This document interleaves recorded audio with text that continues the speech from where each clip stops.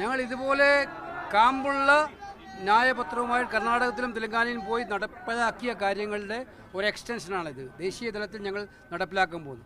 ഞങ്ങൾ കാണിച്ചു കൊടുത്തിട്ടുണ്ട് ഞങ്ങൾ പറയുന്ന കാര്യങ്ങൾ ചെയ്യുമെന്നുള്ളത്. അത് തെലങ്കാനയിലും ഹിമാചലിലും രാജസ്ഥാനിലും അതുപോലെ തന്നെ കർണാടകത്തിലും ഞങ്ങൾ പറഞ്ഞിട്ടുണ്ട്. മാനിഫെസ്റ്റോയിൽ പറയുന്ന കാര്യങ്ങൾ വെറും പ്രസംഗത്തിനുള്ളതല്ല. മറുഭാഗത്ത് നരേന്ദ്രമോദി അദ്ദേഹം മാനിഫെസ്റ്റോയിൽ പറഞ്ഞ കാര്യങ്ങൾ പറയാൻ വേണ്ടി മാത്രമാണ്, വെറും പ്രഭാഷണത്തിന് വേണ്ടി മാത്രമാണ്. അതാണ് ഇന്ന് ഞങ്ങൾ സൂചിപ്പിച്ചത്. നമ്മൾ പരിശോധിക്കുമ്പോൾ രണ്ട് കാര്യം. ഒന്ന്, കാശ്മീരിന്റെ പ്രത്യേക അധികാരം അത് തിരിച്ചു നൽകുമോ എന്നുള്ളൊരു ചോദ്യം. രണ്ടാമത്തേത് ഞങ്ങൾ ഈ കാര്യത്തിൽ പറഞ്ഞ കാര്യങ്ങളെക്കുറിച്ച് ചോദിക്കുക. ഞങ്ങൾ കൃത്യമായി മാനിഫെസ്റ്റോയിൽ എല്ലാ കാര്യങ്ങളും അഡ്രസ്സ് ചെയ്തിട്ടുണ്ട്. അതാണ് ഞങ്ങൾ ഈ കാര്യത്തിൽ പറഞ്ഞത്. അത് മാനിഫെസ്റ്റോയിൽ പറയേണ്ട കാര്യമല്ല സുഹൃത്തെ.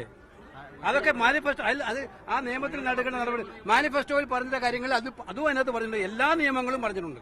വായിച്ചു നോക്കിയാൽ അറിയാം. നിങ്ങൾക്ക് ആവശ്യമുള്ള കാര്യം തരാൻ ഞങ്ങൾക്ക് പറ്റൂല. മാനിഫെസ്റ്റോയിൽ കൃത്യമായി പറഞ്ഞിട്ടുണ്ട് ജനങ്ങൾക്കെതിരായിട്ടുള്ള ഈ രാജ്യത്തെ വിഭജിക്കുന്നതിന് വേണ്ടിയിട്ട് എല്ലാ നിയമങ്ങളും റദ്ദാക്കുമെന്ന് പറഞ്ഞിട്ടുണ്ട്. അത് അർത്ഥമല്ല.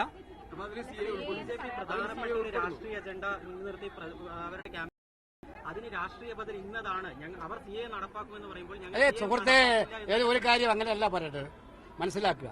ഞങ്ങൾ പറഞ്ഞത് വളരെ ക്ലിയർ ആണ്. നിങ്ങൾക്ക് പറയാൻ ആഗ്രഹിക്കുന്ന ഞങ്ങൾ നിയമങ്ങളെ കുറിച്ചെല്ലാം പറഞ്ഞിട്ടുണ്ട്. ഈ ഗവൺമെന്റിലേക്ക് ഒരു നിയമമല്ല, പല നിയമങ്ങളും ഈ രാജ്യത്തെ തകർക്കുന്ന നിയമങ്ങളാണ്.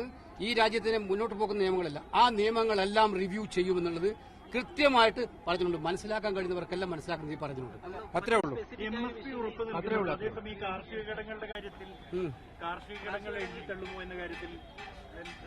ഇതിനകത്ത് ഞങ്ങൾ പറഞ്ഞല്ലോ, മാനിഫെസ്റ്റോയിൽ ഞങ്ങൾ കാർഷിക ഘടകങ്ങളുടെ കാര്യത്തിൽ വ്യക്തമായിട്ടും പറഞ്ഞിട്ടുണ്ട്.